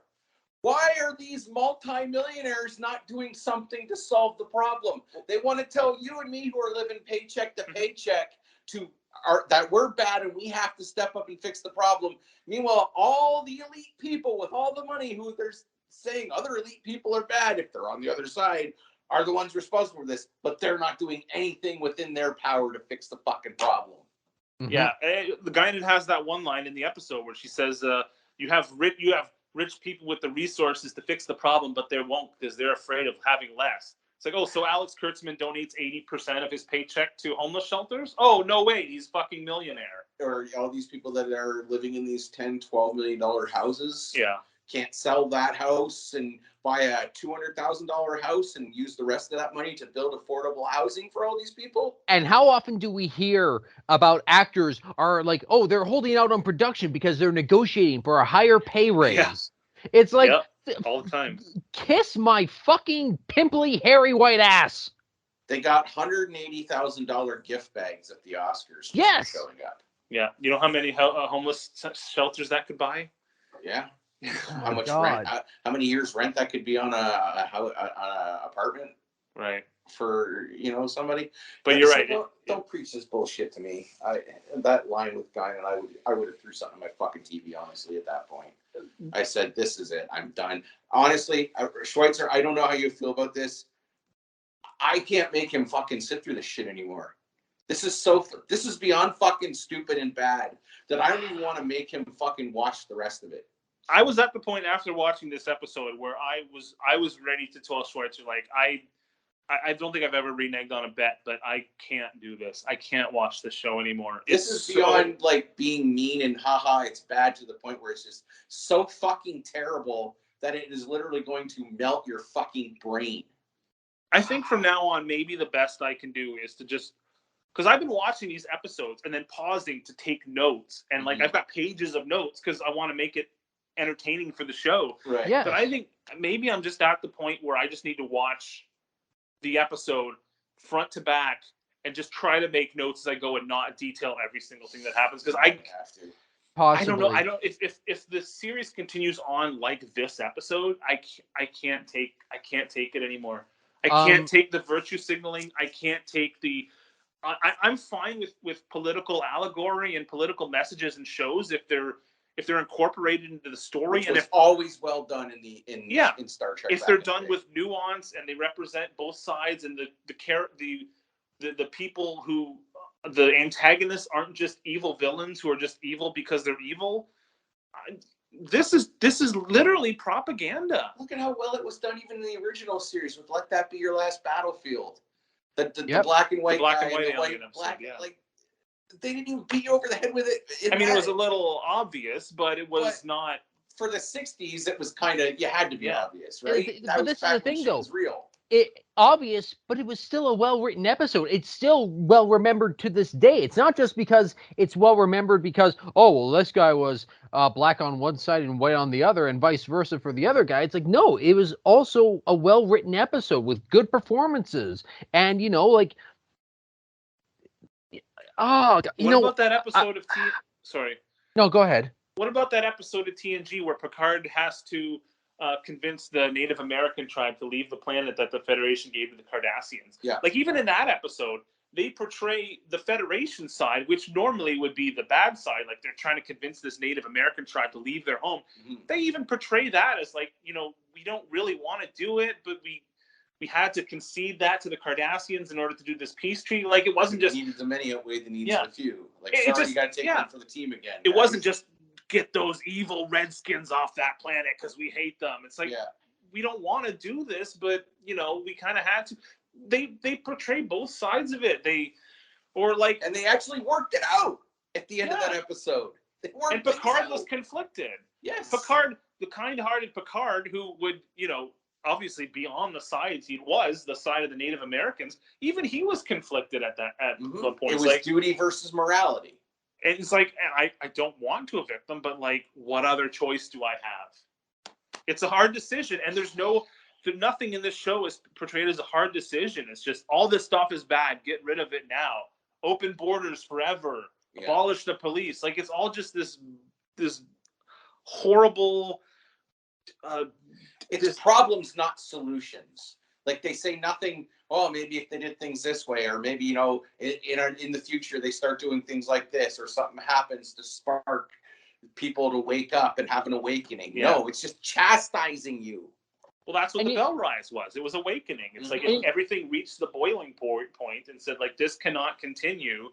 This is the point where things turn around. And you notice in the Bell Riots, race never came up once in that whole thing. No, it didn't. It was all about poverty, class system, which is the real problem. It's not about race today. It's about tribalism and class system. It's a fact that rich people have a lot, poor people don't have a lot, and you're kind of being screwed over because you don't have a lot, because you're not going to get listened to, because why would they? It's funny, but it's a bit unrelated. But the way that they write these characters, I almost wish Ben Sisko was here, because in season 1. He talks, like, there's this whole debate at the end of that season about, science versus religion, basically, and what's being taught in the schools about the wormhole. And, Jake good episode. Jake comes to visit, or to see Sisko, and he says, they were teaching us about Galileo in school. Like, how could they do that to him? And Sisko says, it's easy to look back 700 years and make judgments about people. Mm-hmm. It's like, oh my God, the writers need to watch that fucking episode. It's like, I don't get it. It's like, it is like. Although, then in Bada Bing, Bada Bang, he did refuse to go to the club because they used to be racist. So, but that was so stupid. that I know, but because I remember he said that he was going to take Cassidy to Game 7 of the 1964 World Series, and there was a deleted scene where he says, "But this time I'll get to sit in the whites only section." Yeah, I just wanted to point that out because I was a stupid moment in the show. Yes. So I think I'll give the next episode a shot and try to do it in this way that I did now. But if it's as bad as this episode, I'm going to have to just give bullet points, because I can't sit and meticulously detail everything that happens in this show again. And you know what? I gotta have a few drinks, pull out my Game Boy, and play it while paying half attention to the screen. That's how I gotta watch the show. Stuff. Maybe that'll help you. God. You know what? I am actually willing to free you from your. I don't want to call it a debt, but I'm willing to waive this to waive this bet, this transaction. I mean, it's clearly having a negative effect on you. And joke as we might, I don't want you to suffer any more than you already have, because this sounds painful. It's very painful. Not even jokingly. Like, I'm not even joking. This episode was really, really painful to watch because it's just so stupid and so manipulative. Yeah, like I said, maybe I'll continue to watch it, and if it's this dumb, I'll just give you the bullet points. All right. Because I can't pay that much attention to it anymore. It's it's like I said, this is maybe the worst written piece of fiction I've ever seen in my entire life. Like, not only did none of the characters act the way the characters are supposed to act, there's blatant inconsistencies, like the fact that Seven says their comm badges don't work and then they immediately work. Like, there's stupid shit like that. Obviously, the horrible political commentary. There's the fact that there's nothing lighthearted. The only comedic relief is Agnes, but her comedy is so cringe. It's worse. There's no lightheartedness. Picard, like, every scene he's in, he just seems like a confused old man. He doesn't do anything. He doesn't contribute anything to the plot or the story. He just says, like, we have to do this. Raffi, go do this. And, like, that's all he does. He doesn't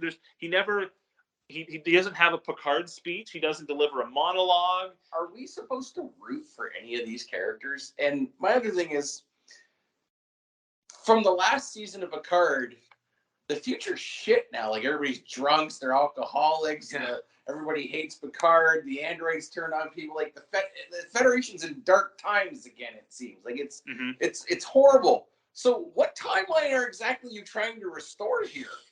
Well, I joked to Schweitzer the other day that the season is going to end with them fixing the timeline, and then they go back in time, and it's like the next generation again, like it's pre-discovery. Like, that was the bad timeline all along. The Calvin timeline. Yeah, and suddenly that timeline is erased, and Picard's back on the Enterprise, and Riker's like, Captain, you were in your ready room a long time. Yeah. And then Picard sits down in his chair and says, to the neutral zone to commence our peace talks with the Romulans. Engage. And it's going to be another thing that happened to him that nobody else saw happen, and he's just got to tell the story to go, oh, sure, Captain, yeah, I believe it. Like, all good things. Like all good things. The one with Hugh and the alternate life. Tapestry. The Inner Light. Yeah. There's so many things that just happened to Picard. Yeah. And then he's back on the bridge, and he's got this wild story to tell that only he experienced. You know what? So maybe it'll go back to that. But the episode will end with Data, like, hearing this and saying, Captain, I believe you are, as they would say on 20th century Earth, tripping balls. Still be better than what we're getting right now. Yeah. Oh, why couldn't they just leave it alone at all good things? Picard's in the bridge, and Riker says, Captain, you look like you've just had quite the day. And Picard says, you don't know the half of it. God, that would be great. Whiskey straight up cold. Yeah. So yeah, the worst thing I've ever seen in my entire life, and I'm not exaggerating. This is the worst thing I've ever seen. So is what they're doing to Picard worse than what they did to Star Wars in The Last Jedi? Oh, way worse. Wow. Well, okay, I've never seen The Last Jedi, but lucky bastard. From what I've heard, this is way worse. Yeah. Well, you never saw The Last Jedi or Rise of Skywalker? I always get them Last confused. Jedi's the second one. Yeah. Last Jedi is the second one. No, I didn't see that one. Okay. I did see Force Awakens. Oh, But wow. I haven't seen the second two. Oh, you. Oh, lucky wow. bastard. Yeah. I'm not I going wish to. I hadn't seen Last Jedi, and I never saw the third one. Oh, Red Letter God. Media does a commentary track. Maybe I'll watch it because that's what got me to watch Rogue One. But Oh, God. No, I hated Last Jedi so much that I said I was done. I'm not going back, and I haven't gone back. I will not watch the third one.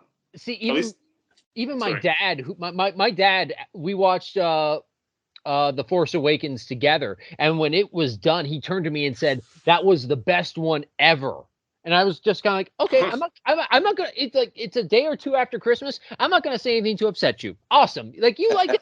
That's wonderful, Dad. Good for you. But he watched The Last Jedi, and he's like, "Can I call you?" And I was like, "Yeah, go ahead." And he just he did not like it. He's like, I don't understand this. Like, what the hell happened to Luke Skywalker? I mean, you look at Ben Kenobi in the first movie. Alec Guinness, obviously, had this quiet dignity about him, but you could tell that this was still a proud Jedi Knight. But Luke Skywalker, he just looks like some crazy drunk homeless man. It's like it's Yeah, not a lie. Luke Skywalker's upset because one apprentice turned bad and killed some people. What happened to Obi-Wan's apprentice, and what evil things did he do? Did he fucking disappear to an island and drink blue milk and sulk and say fuck the Jedi? And that's the thing. Luke Skywalker had a dream that his nephew was going to do these bad things and went to kill him in his sleep. He knew that his father was Darth Vader and said, I can't kill my own father. It's like, oh my God. Nothing makes sense anymore. No. It's all stupid. Like, I'm sorry. Like, it's a bit unrelated. We need to bring back gatekeeping. Yep. And I don't mean it's like, oh no, I don't want any blacks or freaking women in the teams. Like, no, I mean I mean it like we need to have quality control. Do they not have what they used to call writers' Bibles anymore? Yeah, show Bibles. Yes, where it's like you have to go by the stuff that's in here. You can't deviate from it. This is canon. You have to work from what's here and follow these rules. I don't know. Care about that anymore. They don't. They care about making it in their own image. It's like, we're going to make it better. Like Star Trek was so problematic in the original series. Like they had an episode where they said that women aren't allowed to be captains. We have to change that. We have to make it right and show why Gene Roddenberry, this horrible person who is mostly responsible for us having jobs right now, it was a terrible person. Or you just evolve the series and have like Captain Janeway and just move on. Yeah, exactly. You can just make a strong female character without having to tell people you're making a strong female character. You can have a commander of a space station be a strong black captain without having to tell people that's what you're doing. You just do it. And people go, wow, it's a good character. I like it. He's cool. I never thought of Captain Sisko as like, he's this great representation of black people in science fiction. He's a strong, tough black man, and he's intelligent. Like, no, he's just a character I like. He's just a great character. He's just a good captain with depth. What we were brought up to see is just like, this is just a strong, great character. Welcome to the show. Yep. I'm happy for you. You're here. Good. So I guess that's it for this episode. It was a rough one. Maybe next episode, I'll just do a quick recap of Picard. We won't spend 2 hours talking about it, and we'll try to maybe review something we like. Maybe ironic if this was episode 115. I don't know. It might be. I think we're around that. I don't know. No, 1 minute 52. Or sorry, 1 hour 52. No, I think you meant episode 115. Oh, jeez. I think we might be around that. So maybe next episode we'll find something lighter to talk about. Maybe something fun that we like. Maybe we'll talk about movies that maybe it's been a while since we've done like a list, like a favorite of this, or maybe we'll make a list of movies we can still rewatch and underrated movies that we like, or movies that we liked as kids and still hold up, or something fun like that. The 20th anniversary of Kung Pao. You know what? This is something we could do later, because it's coming up this year. 40th anniversary of Star Trek II: The Wrath of Khan. I just watched that again.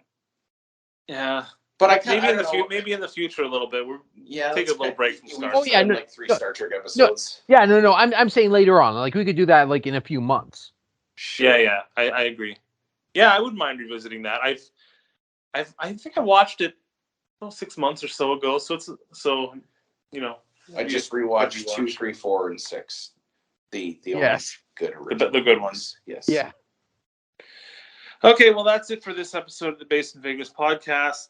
Thanks for joining us. Thanks for sticking with us. Thank you for hearing my pain, being with me in my hour of need. So that's it for this episode, and we'll see you in the next one.